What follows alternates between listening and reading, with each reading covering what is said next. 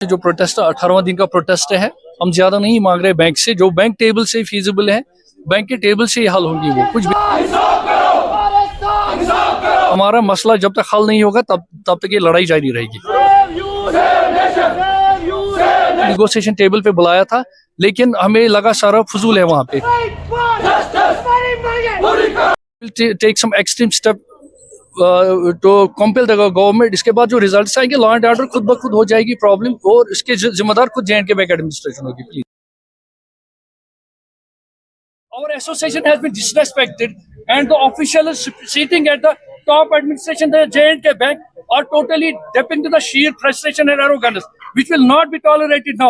और हमें बोला जा रहा है in which capacity you have formed association. मसला हल होगा या नहीं होगा, हम हल करवा के ही रहेंगे। We will fight war till victory. We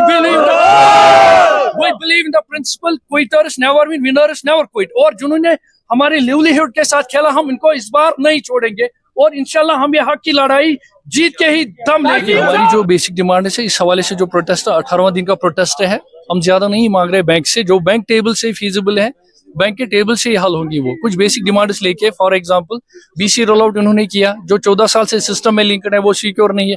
कैसे और लोगों को सिस्टम में फंसाया जा रहा है इससे। और रही बात दूसरी, transfer policy to the legal here's.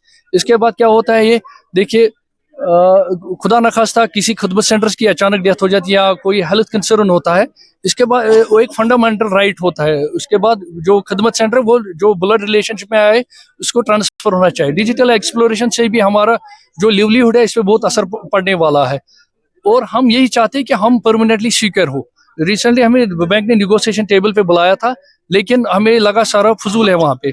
जो जहालत वहाँ सवार है, जो अफसर्स बैठे वहाँ पे, वो हम बिल्कुल ही बर्दाश्त नहीं करेंगे। और ये हम लड़ाई तब ही खत्म होगी, हमारा मसला जब तक हल नहीं होगा तब तक ये लड़ाई जारी रहेगी। की तरफ से एक नेगोशिएशन आई थी, अलबत्ता गवर्नमेंट एंड से कोई नहीं आया था। This is really shame. और उस वक्त हमें बोला गया था यूटी बनने के बाद कि दिल्ली अब दूर नहीं, दिल्ली नजदीक है। मुझे लग रहा है ये सब खोखला निकला यहाँ से, और यूथ के नाम पे यहाँ पॉलिटिक्स की जा रही है।